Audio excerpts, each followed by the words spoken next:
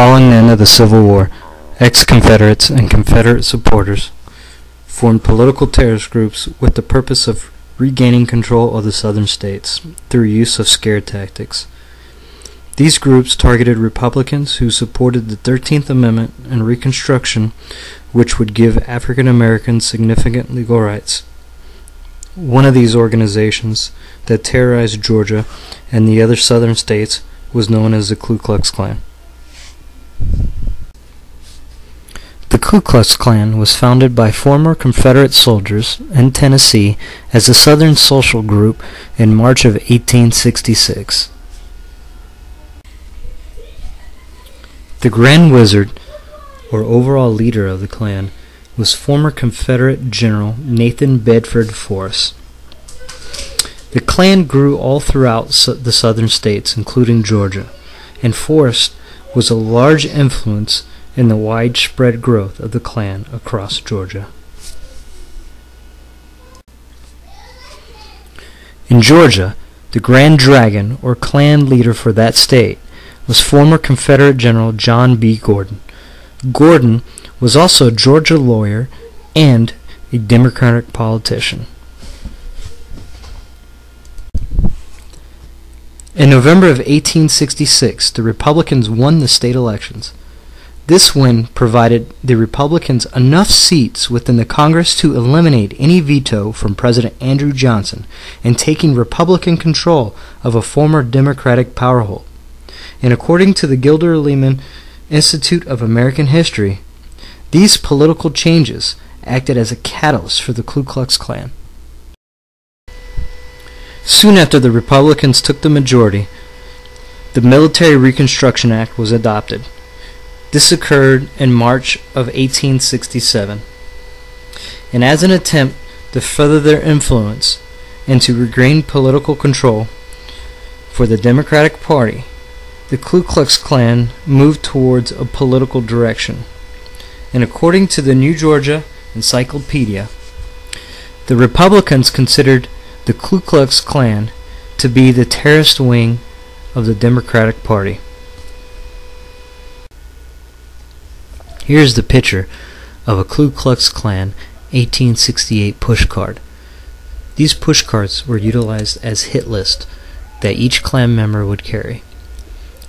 The pushcards contained photos of various representatives for the Radical Republican Party.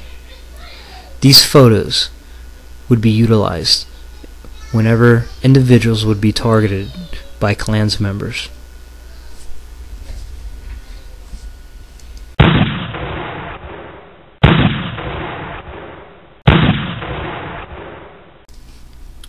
The Klan's use of terroristic tactics could first be seen in Georgia on March 30th of 1868, when Radical Constitution delegate George W. Ashburn was murdered by a group of masked men. These men, who were later identified by witnesses as ex-Confederate soldier Klansmen, invaded Ashburn's home and shot him multiple times by his bed. According to the Columbus, Georgia Enquirer and the New Georgia Encyclopedia, the murdered Ashburn was considered to be the chief organizer of the Black Radical Party in Georgia. Articles from the New York Times media coverage of this event also identified that the accused murderers were tried under the rules and articles of war due to their affiliation to the Confederacy. According to the Columbus Museum, the prisoners were eventually released on bond and returned to Columbus, Georgia. It is of no coincidence that Ashburn's murder occurred the same month that 169 convention delegates, 37 of which were African American, reconstructed a new Georgia state constitution, a state constitution which provided provisions for voting rights to Georgia's African American freedmen, established a public school system, and moved the state government seats from an anti-Republican city, Milledgeville, to a more supportive Atlanta, Georgia. As quoted in Major General Meade's report on Ashburn's murder, These reports, in connection with the policeman's conduct that night and the very great indifference of the people generally, has tended greatly to intimidate the few white Republicans here and the colored people. The murder of Ashburn was just the beginning of a reign of terror which targeted Republican voters and African American freed people all over Georgia. This was congruent with the election year for the gubernatorial elections of 1868. The Freedmen's Bureau agents reported that 336 cases of murder or assault had occurred during this time frame. The Ku Klux Klan used African American Republican leaders as targets to provoke fear into the hearts of potential freed voters. Some of the influential leaders that were attacked during this time frame included African American politician and preacher Tunis Campbell. Campbell was considered to be the highest ranking and most influential. Campbell was the vice president of the Republican Party in Georgia. He pushed for laws that would provide equality for African American as far as their education. He integrated jury boxes, fair voting procedures, and organized a large militia to protect freed people from abuse. The Klan fought back and tried to strike fear into the African American voters by targeting and terrorizing Campbell. The Klan was responsible for burning his home, threatening his family, and even attempting to poison him. Henry McNeil Turner was another African American who was an active political politician. He helped organize Georgia's Republican Party, and in the 1868 election year, Turner delivered a speech when African American peers were denied the right of office holding. Soon after his speech, he was targeted by the Ku Klux Klan and received death threats for him and his family. Not only did the Klan target influential leaders for the Republican Party, but they attacked the potential voters. The Klan targeted carpetbaggers, scallywags, and African American freedmen. Some of the reported incidents of the many lynchings that occurred during the 1868 elections include James Green, killed in Columbia County in 1868, Thomas Jacob, also killed in Columbia County in 1868, Samson Weaver, also killed in Columbia County in 1868.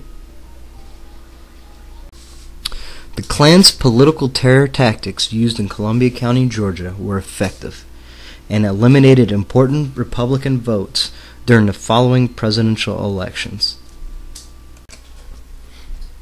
According to the New Georgia Encyclopedia, 1,222 Republican votes were cast in Columbus County during the 1868 gubernatorial elections. However, during the following November presidential elections, armed Klansmen guarded the voting polls in order to intimidate and prevent Republican votes. Federal soldiers were called out to oversee the voting polls, but the presence of the soldiers did little from preventing this from occurring. In fact, Klansmen even provoked and taunted the federal soldiers.